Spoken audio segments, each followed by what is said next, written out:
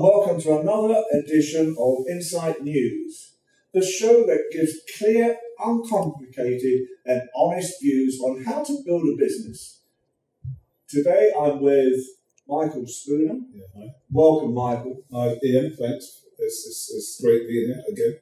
And today we're going to be talking about what is the importance of building a business plan in the first place. So, first of all, just give me an insight. How would you describe a business plan? Yeah, Ian. Well, so a business plan is, for some of our listeners, a business plan or our viewers, a business plan is an essential blueprint for your business.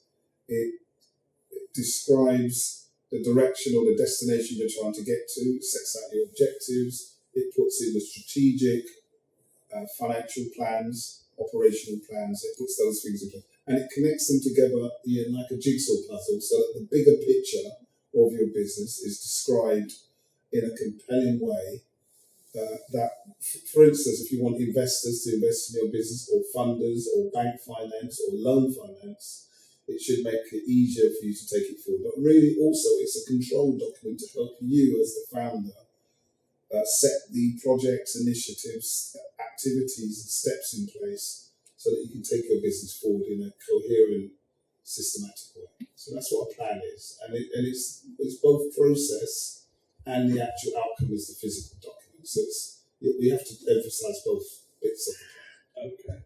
So I gather at the start, part of it is understanding the history of a person, for example, the origin of what the business is all about, and do they have a track record already? Yeah, the secret is for a business plan is not only to map or describe your track record history, but really your capabilities, your skills, and match them to what you're trying to do in your business. So, for instance, you don't want to start a business as a retailer, say, and you don't have retail experience, or you don't want to start a business as a computer programmer and you haven't got expertise or skills in computers. So what you're really trying to do is match your capabilities built up over your lifetime.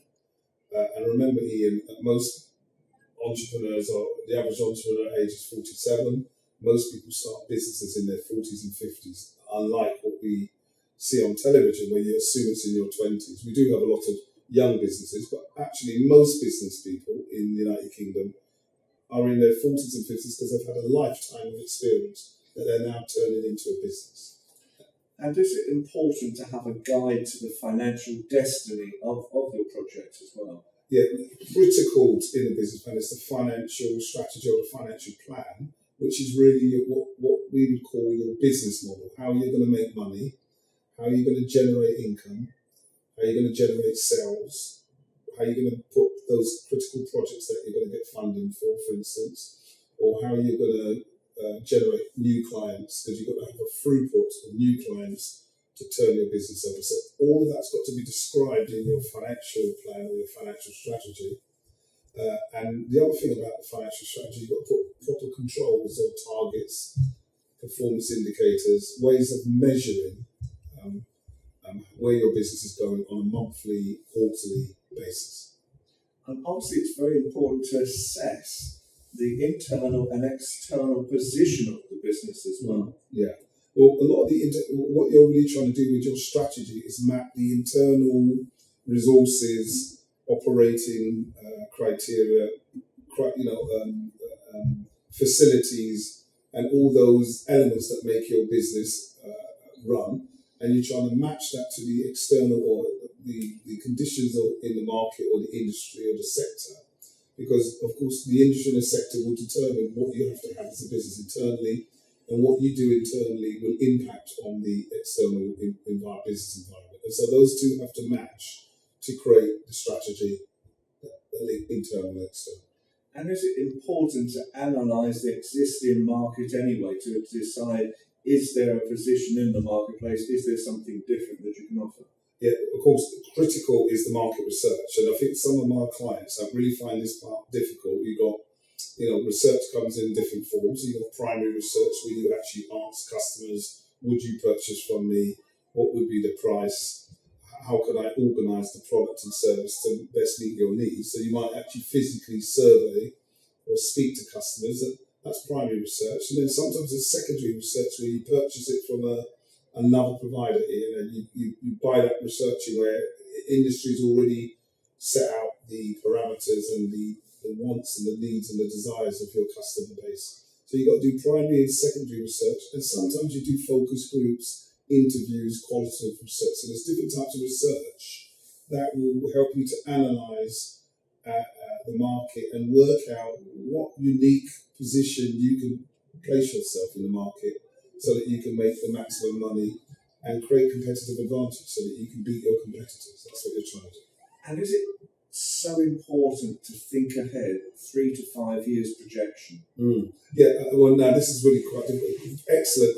What you should do is have a detailed plan for the first year, a plan for the next 3 years, and then projections into the fifth year. And what you're really doing here is you're updating it every year to firm up your projections, firm up your figures, whether it's sales or income, or whether it's your expenditure costs and some of your plans. So you're firming up. So your plan is a living document where each year you update it, you update the figures, and you project into the future each year going forward, so that you can see where you're going and what you're likely to have to need to bring in to break even or to make a profit. So detailed research. Yeah, yes, so that's important. Critical, I would say.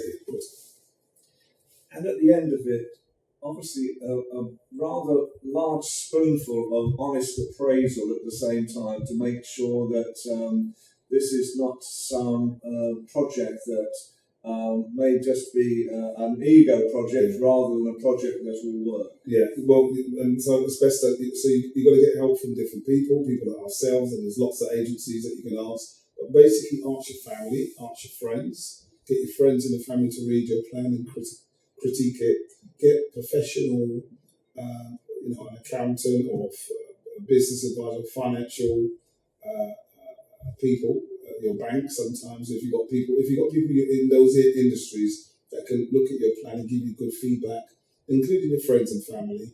Sometimes you want people that have nothing to do with your business to give you an objective view, and that's really critical to appraise your plan. And there's some tools out there that you can do. We do a lot of analysis to look at a plan and really judge whether it's viable, whether it's got growth potential, whether it's the sort of thing that the individual's capabilities can actually deliver. Sometimes you come up with a great idea, Ian, but you can't actually deliver it yourself. Unfortunately, for at least 20% of our businesses, you come up with a good idea, but you can't actually deliver it because you don't have enough help. You don't have enough capability or track record. So sometimes you're going to have to partner with other people, collaborate with other agencies to deliver your plan.